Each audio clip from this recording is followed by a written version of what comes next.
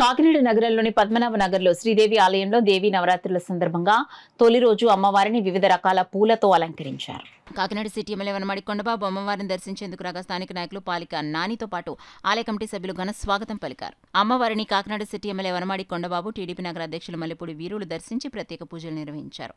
ఈ కార్యక్రమంలో ఆలయ కమిటీ సభ్యులు రత్నాజీ, పిడుగు రాజేష్, ఏలూరు లోకేష్, జగదాంబ, శ్రీనివాస్ చౌదరి, గణేష్, శేఖర్ తదితరులు పాల్గొన్నారు.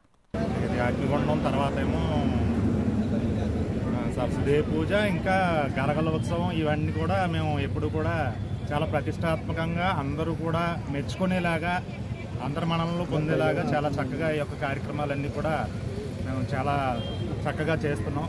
అందరూ కూడా దీనికి మాకు అందరూ కూడా చాలామంది ప్రతి ఒక్క భక్తులు మా పద్మనాభ నగర్ అవ్వచ్చు, పక్కన గణేష్ నగర్ అవ్వచ్చు, ఇలాగా బాపూజీ నగర్ అవ్వచ్చు, వీళ్ళందరూ కూడా సమిష్టిగా అందరం కలిసి ఈ కార్యక్రమం ఇంత చక్కగా చేయడానికి సహకరిస్తున్నటువంటి ప్రతి ఒక్కరికి కూడా మా యొక్క కమిటీ తరఫున ధన్యవాదాలు తెలియజేసుకుంటూ, అలాగే కొండబాబు గారు కూడా వచ్చినందుకు వారికి కూడా మా యొక్క అందరి నమస్కారాలు తెలియజేస్తూ, ఇంకా మేమందరం అనుకునేది ఏంటంటే ఈ యొక్క గుడి కూడా ఇంకా డెవలప్ చేయాలి, ఇంకా మంచిగా ఇంకా పెద్ద పెద్ద కార్యక్రమాలు చేయాలి అన్న దృష్టిలో ముందుకు వెళ్తున్నాం.